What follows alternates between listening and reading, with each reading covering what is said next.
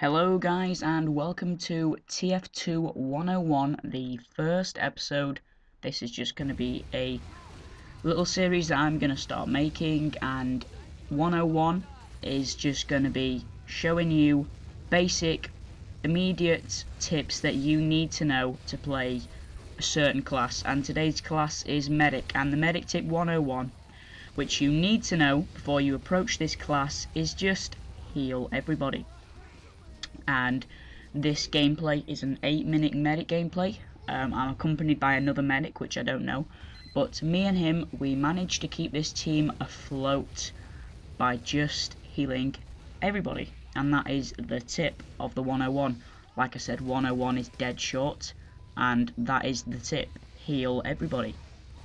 The gameplay will obviously display this and how it can work, and I will talk about how healing everybody can benefit you rather than just pocketing one enemy. So let's start with number one. Why would you heal everybody? Well, put it this way: if you heal everybody, if you heal everybody, you will get a faster uber charge. And medic, if you are watching this and you don't know, its most important asset is uber charge.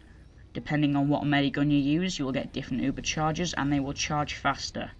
I am using the stock medigun, which comes with the game. You don't need to go premium or buy any weapons or anything like that. And what happens is you will heal people, and then there's a bar which charges up your uber, and you can see the bar. It's a little bit broken because my HUD was broken at the time, and it shows the uber charge rate. And what the stock uber charge will do is it will make you invincible, and this is the invincible mode right here. It covers you in this red glowy thing, and that symbolizes you being invincible, and you can charge in and kill everybody, and you are unkillable while you're in uber charge. And you want this to be, to go on aggressive charges, and it's a really great defensive tool, and it's a great asset to the team, and like I said, it's the medic's most important feature. So yeah, so that's number one: heal everybody because you will get faster uber. Number two, heal everybody because it will help your team. So you obviously knew if you're watching this video, or you just stuck around because you're one of my subscribers. But basically, in Team Fortress 2, when you die, it takes some time to respawn, and if you're playing a map like Payload and you need to protect the cart and enemies aren't there to hold off the push, time can mean winning or losing the game. So what you want to do is you want to heal everybody to keep everybody alive, and by keeping everybody alive, they're not having to wait in respawn doing nothing, they're helping out the team, and it helps for a strong defense or a strong offense.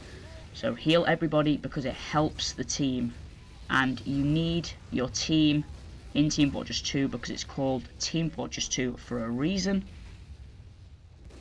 and you need to help your team. Yeah. Number three, it will be harder for enemies to kill you if you heal everybody. As a medic, you generally want to be behind people healing them, and when you're behind them, enemies find it harder to target you and give you damage. But if an enemy goes down and there are less enemies on the field, it is easier for other members of the other team to get to you and to give you damage. So if you heal everybody, everybody will stay alive for longer, and that also makes it harder for people to kill your enemy team and you. And the reason this is because of overheal, and what overheal does will heal the target to more than their actual health.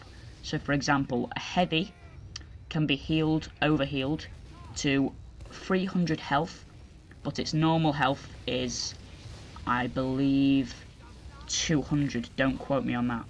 But it does overheal you quite significantly, and it's a lot harder for enemies to kill you. And let's put it this way: if you overheal one teammate and they have buffed health, it's like having two teammates, because the amount of damage they need to do would be equivalent to having to kill 2 of that enemy. So if you overheal all of your team, you heal everybody, that is like having to kill, you know, instead of 8 players, 16 players. Technically, it doesn't always work out like that because overheal does get reduced over time if you're not healing the target. But that's some kind of statistics of what it will be like and how much harder it is to kill a team that has a medic that will overheal everybody and not just pocket one enemy. Because if you're pocketing one enemy, you're only getting that one double health advantage, not the full, I don't know how many players in the server, but not the full health advantage. So yeah, it will be harder to kill you, and it'll be harder to kill your teammates as well. And just a brief overview, because it's if you've got enemies on the field overhealed, enemies won't be able to get to you and you'll have more protection. So that's basically kind of all the tips that you need to know for healing everybody and all the advantages for healing everybody. Go over some disadvantages, because it's not all positives. Healing everybody. You might be healing someone that is not a help to the team. You don't always have to stick to this rule of heal absolutely everybody. You can heal just the targets that are in battle doing damage or receiving damage. It will be rare that you will have to heal an engineer because they have a dispenser to heal themselves, and you could be out healing somebody else, and that is a useful asset to know, not to heal everybody. Another reason why you don't want to heal everybody is because of spies. If you need to somehow contact them or sense this, that spies sometimes don't want health, because if you are seen healing a spy that's got an enemy disguise, the enemy will instantly know it's a spy, and it can give away disguises, and it can in a way kill the spy, not directly but by the enemy knowing the disguise.